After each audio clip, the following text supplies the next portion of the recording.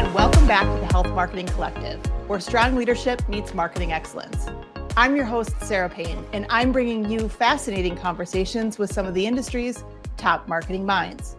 The topic of today's episode is how to stay relevant and create meaningful connections with our audience. I would argue this is more critical than ever. But how do we craft campaigns that truly resonate and drive impact? Joining me in the conversation today is a creative powerhouse from a leading branding agency who will share insights on how health marketing teams can achieve creative excellence. Our guest is Matt Sauter. Matt is a group creative director at Avalier Health. He leads agency teams that serve the health and pharmaceutical industries. He's passionate about drawing out the best in people and teams. His goal is to be the spark in someone's day, every day, and to help others do the same. How wonderful is that? Matt, thanks for being here. Thanks for having me.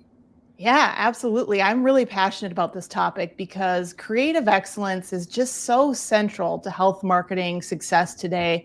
And there's been a real explosion of audiovisual storytelling the past couple of years.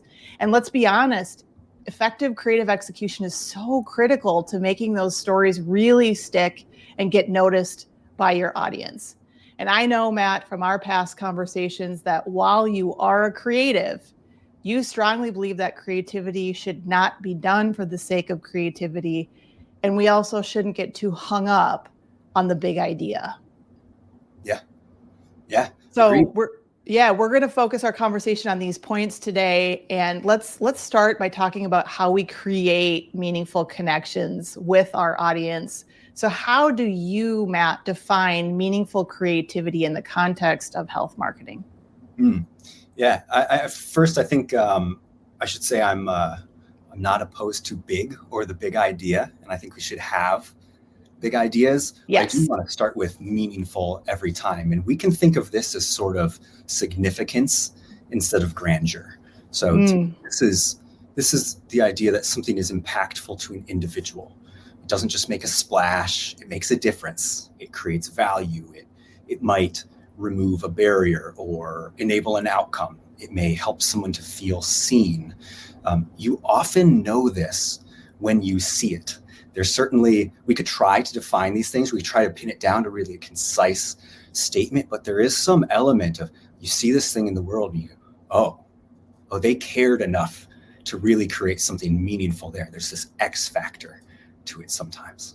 Oh, for sure. I mean, for me, meaningful ideas are the ones, to your point, that are going to drive the biggest impact. Yeah. In healthcare, there are so many issues that can be solved through greater education of different audiences, and choosing to be the brand that's going to bridge that gap is meaningful, right? Choosing to lean in on issues-based marketing or thought leadership is meaningful and is going to have a bigger impact, I believe, than taking out a bunch of branded ads. And that might be an uncomfortable truth for some people, but I think it takes courage to really spend your marketing dollars in that way, in serving your audience and advancing the industry forward, advancing the conversation versus just pushing your product.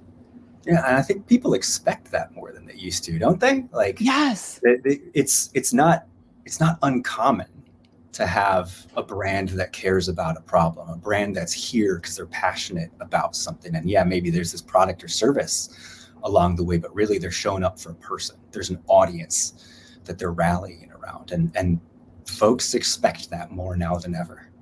And not only do they expect it, but I think we've started to see this get proven out in surveys and in research that it also is the right thing to do for business, right? Like, people want to spend their dollars with brands that, are making an impact, are, driving positive momentum, positive change in the industry. So it isn't just because, people like it, right? Or they want it. It's it actually makes an impact on their pocketbook. Yeah. I mean, there's some element of authenticity there too, where it's like, hey, there are some things Right. to buy. I don't need a toothbrush brand that's out here to do some bigger thing necessarily. Although maybe, I guess I don't actually know. Maybe. But there are some things like this is a transaction. But sure, in the health industry, like there's a real big impact that we can make.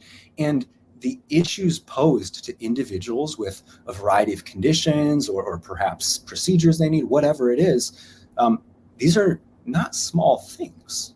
This isn't buying a toothbrush. And so it makes sense that within our industry, we would find that folks want to put their dollars and their goodwill behind brands who are going to do the same for them. 100%. Do you have any examples, Matt, of some campaigns where you're seeing brands really focusing on this idea of meaning, where we can see so look at how successful that campaign was. They chose to focus on meaning, and look at how big that became.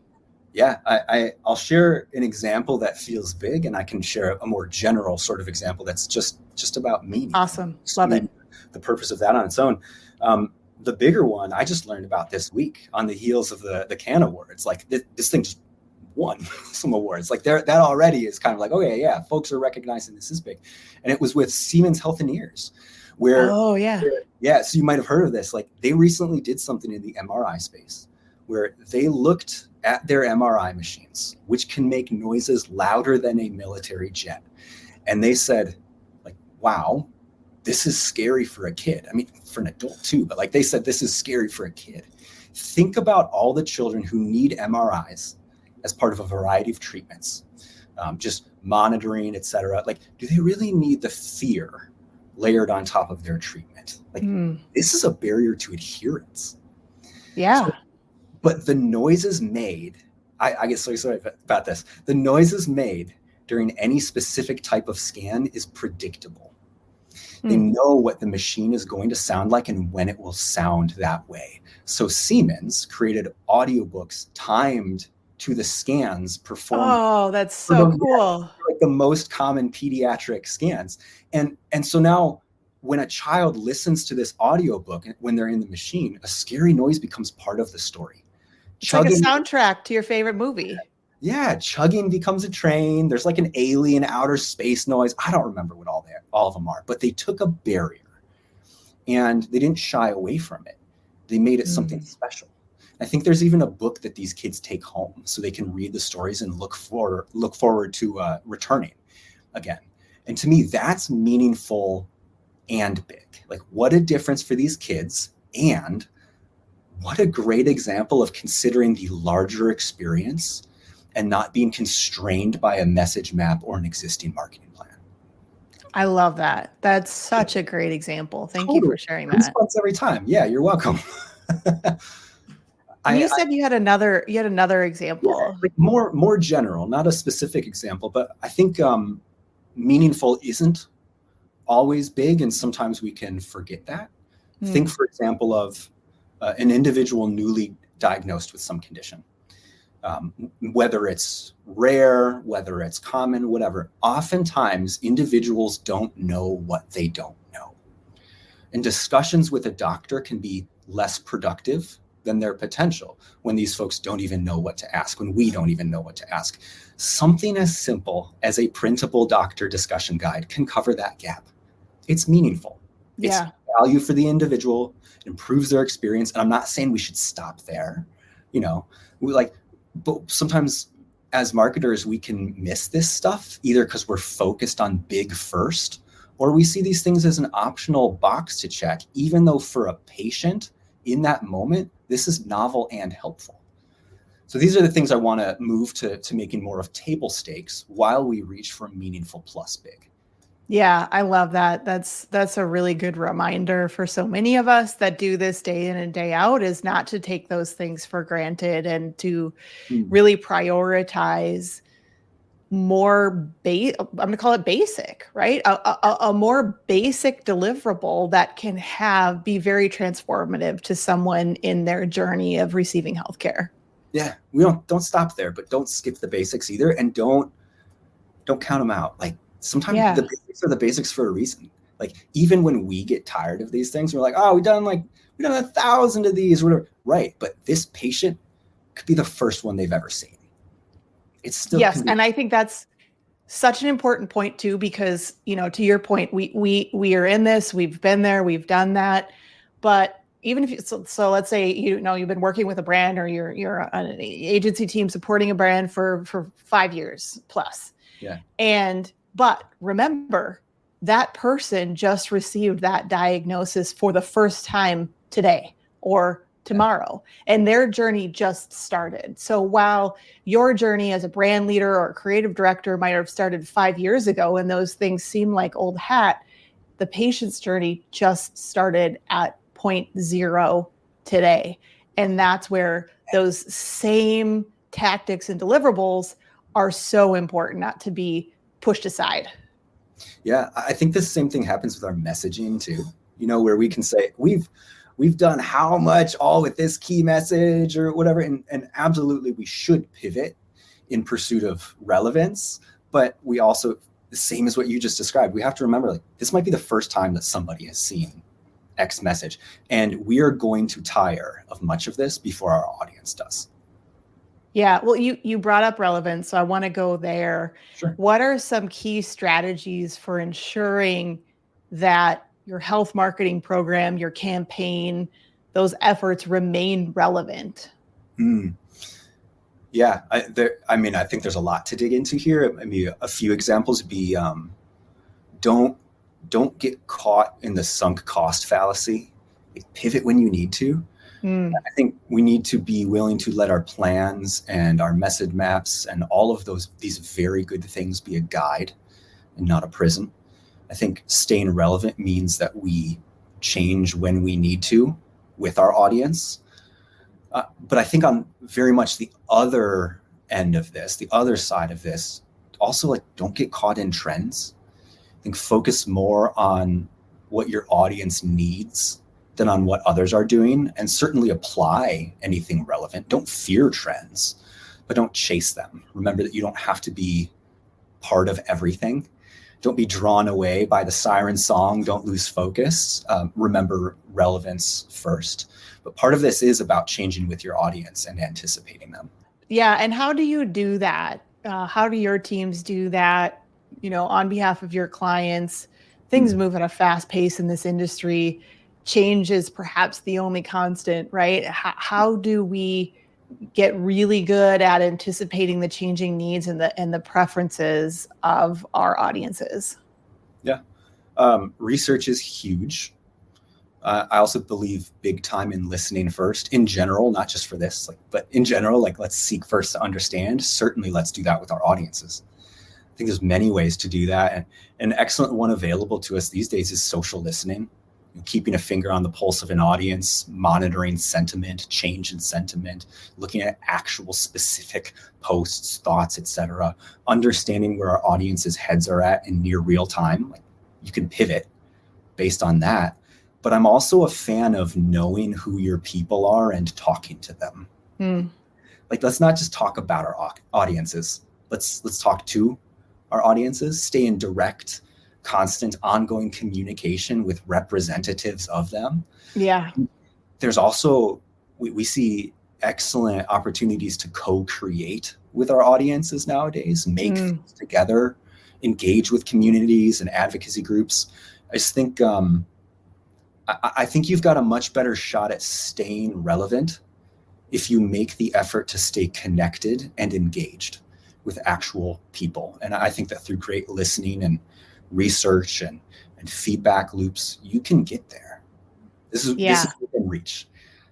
I agree with you. And I feel like unfortunately, not every brand has the luxury of budget to support audience research, very thorough, in-depth audience research, right? But it doesn't mean we can't get scrappy or creative about that, right? Can we bring in a small handful of people and do some conversations and listening there and really understanding what their needs are, what their fears are, what their problems are, and really build our strategy and our messaging around that? Because I think we can fall into this trap of making assumptions. We know them. This is what they feel, think, and do, versus actually asking and listening to that. And I was just sort of curious, Matt, what percentage of campaigns that you work on have the luxury of that, actual dollars line item earmarked for research? I'd say a decent percentage of them, but it often depends obviously on the scale of the thing. But sometimes Sure. where a brand is in its life cycle, oftentimes they know their audience very well, and they've seen perhaps there's not a lot of change in the space. Sure. For some clients that I've worked with, certainly they've been able to observe like a whole industry maybe hasn't had a lot of change in belief in quite a long time. And those are times where we're not going to invest as much in ongoing research. But when you don't know, that's when you need to. Right. and to your point, we can get scrappy. Like it doesn't have to be, let's do constant ongoing social listening. It might be, let's spend the time, the money, the effort to identify who are the influential individuals in an area, who's everyone else already listening to, and let's go listen to them too. Why is anyone else's belief shifting? What are those reference points? Can we monitor those, even if it's just someone that's already on the team, not building a new function? Yeah, I love those examples you give of ways to, be creative inside of what might be a more limited budget, right? Maybe you don't have that budget available to go truly in depth, but there are a lot of methods and opportunities given social media to get creative. Absolutely. Let's talk a little bit about engineering the environment for great work. I know this is something that you're really passionate about. What do you see as some of the elements that create an environment where creativity and innovation can thrive, whether you're working on an in-house brand team or collaborating with external partners? Yeah, I think you do need to engineer it, as you said. You can't just tell people you want this. You have to be a part. You have to make it possible. It's about, in my mind, sort of creating the environment which more naturally produces the outcomes that you desire. And in the examples we're going to talk about, it's sort of the environment in which great creative work can happen. And I think you have to start fundamentally and foundationally with just all the things you need for any high functioning team. Because for creativity and innovation to happen consistently and sustainably, the team does need to be high functioning. Yes. And so, some of those, there's a lot here that folks who've done much more thinking about it than I have can cite. But, items such as psychological safety. Yes. Giving folks ownership plus support. Developing clear objectives and expectations, both about the task at hand and about the roles and purposes of individual folks on your team. Like, you need all of this. But then when we think about creativity and innovation, there are a few extra things that I like to focus on.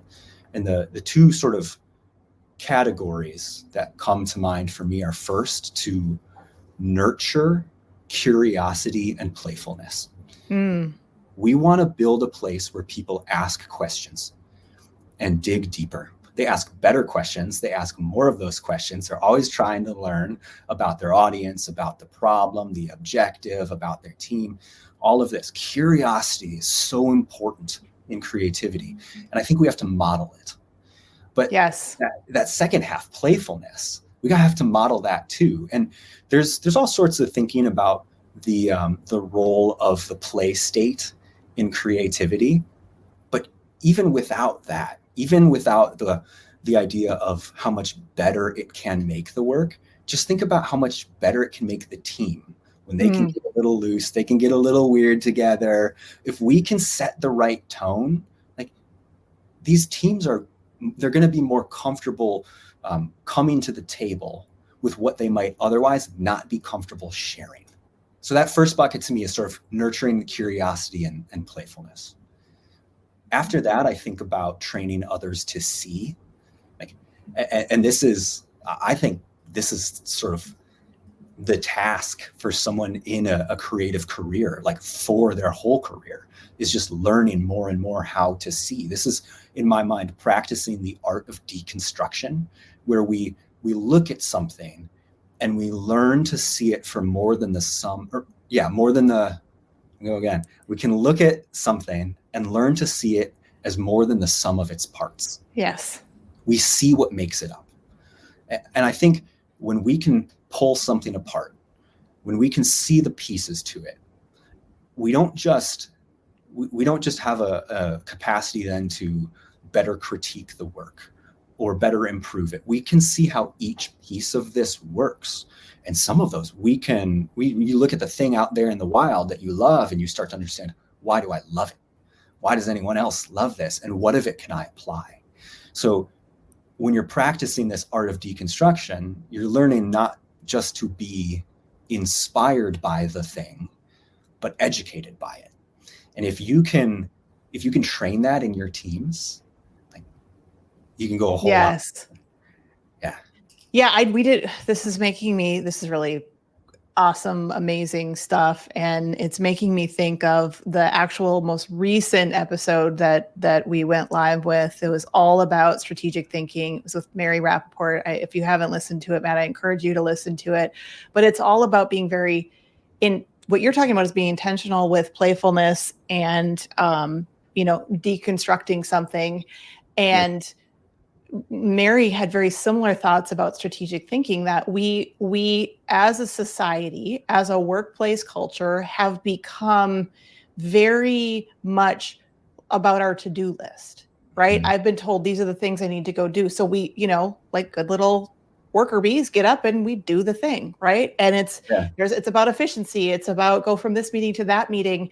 And if we don't actually reserve the time to think strategically, and in this case, think creatively, it's no wonder it's not happening, right? Like our brains aren't really wired to function tactically and strategically at the same time unless we're very intentional about it. So I wondered, Matt, if you could give some examples, like give us this, sneak peek inside of your team, and like what are some of those, like how are you doing this? How are you taking these tips and putting them into actual practical application, particularly this concept of playfulness, right? Like, are you actually reserving time on people's calendars where you're, whatever you're doing? Because I will tell you, like, I'm just going to give some examples of my world, and what works for me is if I'm trying to do something either strategic or creative or both of those things, frankly, at the same time, going for a walk is tremendously helpful for me. My brain fires very differently when I'm for a walk. And there's some research out there that indicates that that's actually proven, scientifically proven, to produce better results. And then there's something weird about being on a plane. I think it's the lack of distraction, right? Yeah. Like you don't have the constant barrage of email and text messages and, your phone to be distracting you, where like I can look out the window and literally see blue sky, right? It's that blue sky thinking while you're in the blue sky. Yeah. I don't know, like I'm trapped in this, metal container flying through the air, and I just suddenly things just feel a lot more clear. So I just wondered, what you do with your team to be very intentional about this. Yeah. So at first, completely agreed with all of that. And it's the shower thing too, right? As long as it's in the showers, people have been having ideas in them. I know. And everyone's always creeped out when you say that. I thought of this when I was in the shower this morning, right? Yeah. So sometimes you have to edit yourself out, but I do believe I don't have one, but boy, would I love to have a whiteboard at the shower. I think they make those. Yeah. You sitting there and telling yourself to be creative isn't really going to get you far. Muscling it doesn't really do it. That's not how the brain works. There's a ton of research, as you suggested, about all of this. But you're talking about building habits, right? Like we're teaching people to be creative. And I think first, you do have to make space for these things. And I mean temporally, like you need to make the time for this. Creativity can and does happen in the margins. But if we want it to thrive, give it more space. Yeah. But you have to make venues for it also, platforms and such. And I think that's more what you're talking about. And I mean, it can be something as small as creative inspiration channels on Teams or Slack or whatever. Just start talking about what you see in the world. This is a place for people to take what they saw, put it somewhere, and talk about it. Yes. You can have You could have monthly workshops to take some of that and deconstruct it and dream about how to apply it back to your own business. We do rapid team exercises. I love these things. I have a whole thing that I start brainstorm sessions with that I call the emoji Thunderdome, where it's a bunch of prompts and people can only answer in a series of emojis. You're just trying to get people loose, but all sorts. There's a ton of different rapid team exercises that are just about getting people thinking in different ways. You could have a goal to produce X number of ideas quarterly against a defined problem. We're not looking to make busy work, but we are right. Habits. We're trying to get people thinking about this. We're trying to make it part of a culture. Yeah, we do some of this too, where we will, make it, because if you don't set a goal around it and you don't create milestones, it's not going to happen. Right. So we do set some of those goals. It's like, okay, for every client, we have to have X number of new ideas in this given period of time, not to, as you said earlier, force it, because that's not, you can't just like, let's sit down and be creative. That's not going to work, but to encourage the habit building around it and to encourage people to set aside the time for it. I'm going to make you make a promise to me today. I need to get invited to this emoji Thunderdome experience. Either if I could just be a fly on the wall for that, or actually participate, I don't care. I just need to see this. It's a good time. Yeah. So I love this idea of rapid team exercises too, because I do think we are in a world now with AI, let's be real, where the push for speed in thinking, ideas, and actual work is going to accelerate. And while we cannot force ourselves to just be creative at the drop of a hat, I think we have to kind of train our brains to be able to produce good faster. And what it really is about is the psychological things that hold us back from doing that. To your earlier point, if you don't have psychological safety, you have fear of a dumb idea, or fear of looking ridiculous in front of your colleagues, or like, we have to get over that. We have to be willing to jump right into the messy middle and throw a bunch of things up and say, there's got to be something good here. What's going to rise above? Let's take that thing. Let's go make it. Let's go just spend 45 minutes making that good. And then, put it in front of a client. And if they say no, we only spent 45 minutes, right? Like, what's the big deal? At least wouldn't the client appreciate the fact that we're coming up with new ideas and presenting them with things on the fly versus needing to get 20 people in a room 2 weeks from now to have a 4-hour like, there's value in that. Don't get me wrong. But I do think we're entering this era where, consciously or not, the drive and expectation for good work fast, good and cheap AI is going to drive that. Right. And so it's like, buckle up, right? We're going to have to unbundle some of that psychological stuff that might hold us back from the willingness to sort of jump in with both feet. Yeah. And I think part of what that requires is thoughtfulness in the hiring process, because all of these exercises with the team we already have, we're building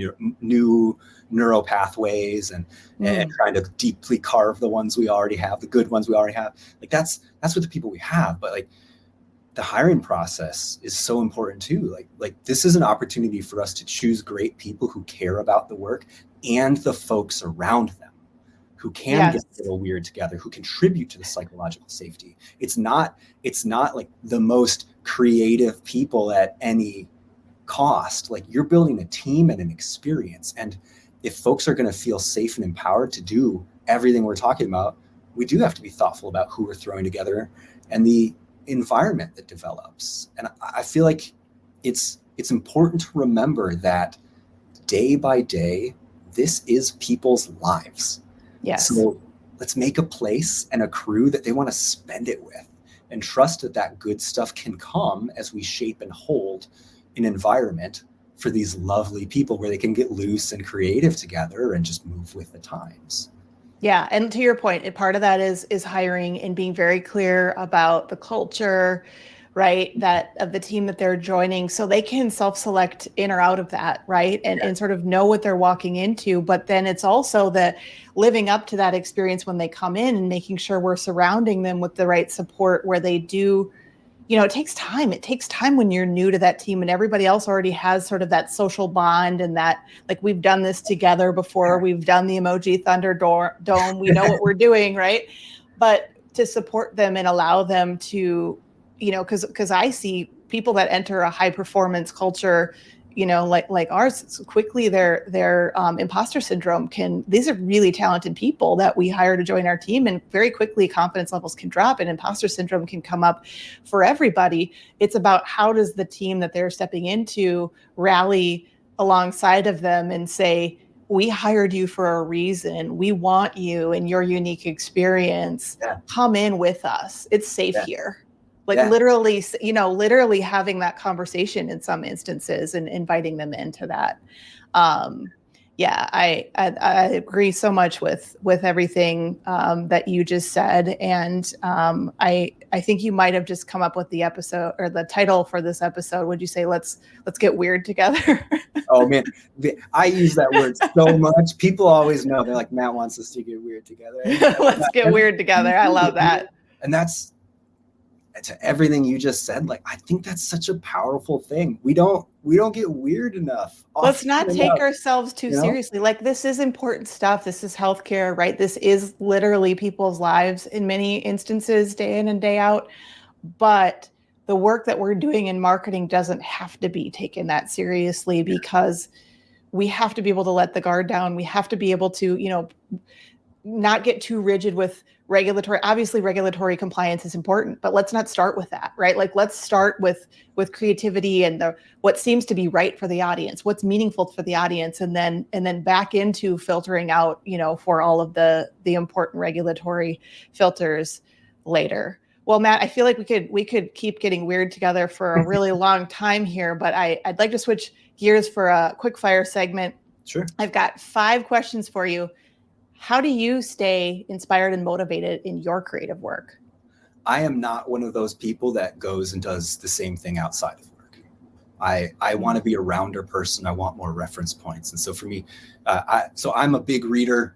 My wife used to be a children's librarian. My kids like to read. Like, we are book people. So for me, I'm not just exposing myself to other reference points. I'm exposing myself to other worlds and other ways of thinking. But, it's also about hobbies. It's about all of these other things, and you start to think in different ways by doing different things. So part of it, I think, is what are the things I see that I can deconstruct, that I can be inspired by.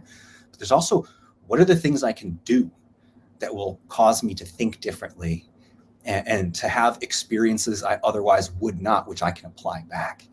When it comes to inspiration, more specifically, I am that person that looks at everything around them and picks it apart, not to, drag it through the mud or anything, but just because I'm curious. I'm very curious, and I want to see how everything works. And so it's literally everything around me. And also, there are things I follow on Instagram and YouTube and this and that, where it's just these people are doing great work, and I love seeing what they do and how they think. I am more attracted to sources that let me see the thinking, where it's not, hey, here's a roundup of the 10 best XYZ. Those things have their place. But I love to watch somebody figure it out. Yeah. Fail a little along the way and get somewhere incredible, because it teaches me more how I can do the same. Maybe I can skip the fail part if I saw them do it. We'll see. Love that. What's your favorite brainstorming technique? I know you already shared one, the emoji Thunderdome approach, but what else do you have in terms of brainstorming techniques that work really well?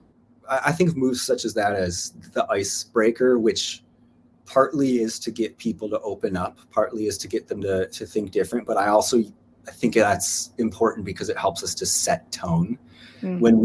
When we make our icebreaker, insert whatever adjective, weird or whatever it is, we're essentially saying, in this space, here's where we can go together. So that's very important.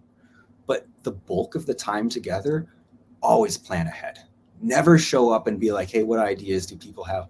I am big on structured brainstorming, and I meet with my folks. I lead other leaders, and so they're leading brainstorming efforts and all sorts of things. And we will sometimes meet together ahead of work that they are facilitating. Say, okay, what do you want out of this? What are you trying to get to? Okay, let's break that down and figure out what are some questions we could ask, and not even direct questions. What get us into the type of solution we might want? What's one dimension of it that we can spend some time on together before we move on to something else? And then in the virtual whiteboard session, these folks have a whole plan that they could step the team through, and we're tightly controlling. But I don't want to go too wide. I want to focus. That's part of how we get to meaningful before we go big.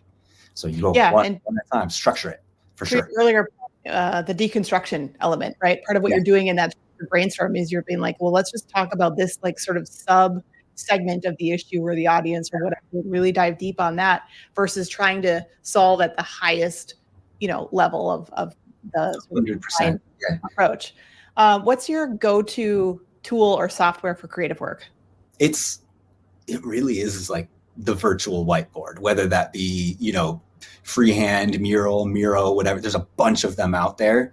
I love how unstructured you can be, and then how structured you can get.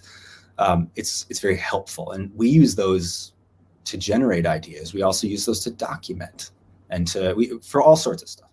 But I'm also a plain text document person, like not even Microsoft Word. Like give me the little text edit app on my computer, and I turn off the rich text formatting. It's just plain text. So I can just get stuff out there, and it's impossible for me to format it, to add anything. Just like getting something out there in its most raw state.